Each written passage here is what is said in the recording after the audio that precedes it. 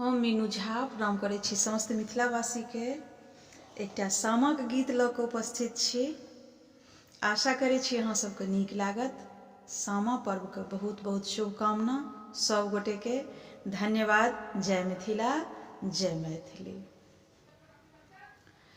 गे माई घोरे बा चढ़ल आबथि हमर बचन भैया, आगा पाछा सामा केर भार। गे माई घोरे बा चढ़ल आबथि हमर ललन भैया, आगा पाछा सामा केर भार। आगा पाछा सामा केर भार गे माई, आगा पाछा सामा केर भार।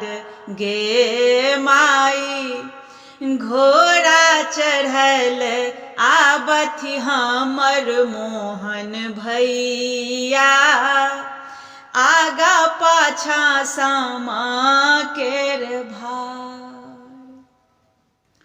अटही पूछनी बटोही पूछनी, किनका के जाई छनि भार। गे माई किनका के जाई छनि भार। गे माई सासुर बसई छथि मोर मीनू बहिनो, हुनके जाई छनि भार।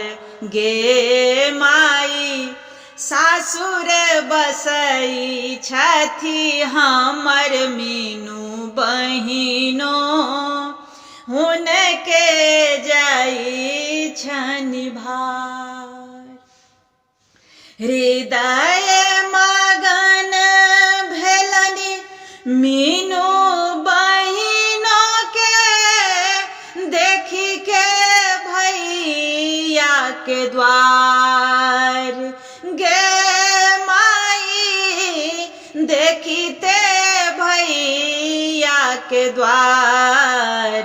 गे माई जुग जुग जीवथि हमर पाँचो भैया, भौजो के बढ़नु अहि बात। गे माई घोरे बा चढ़ल आबथि हमर पाँचो भैया, आगू पाछू सामा केर भार। गे माई आगू पाछू सामा केर भार।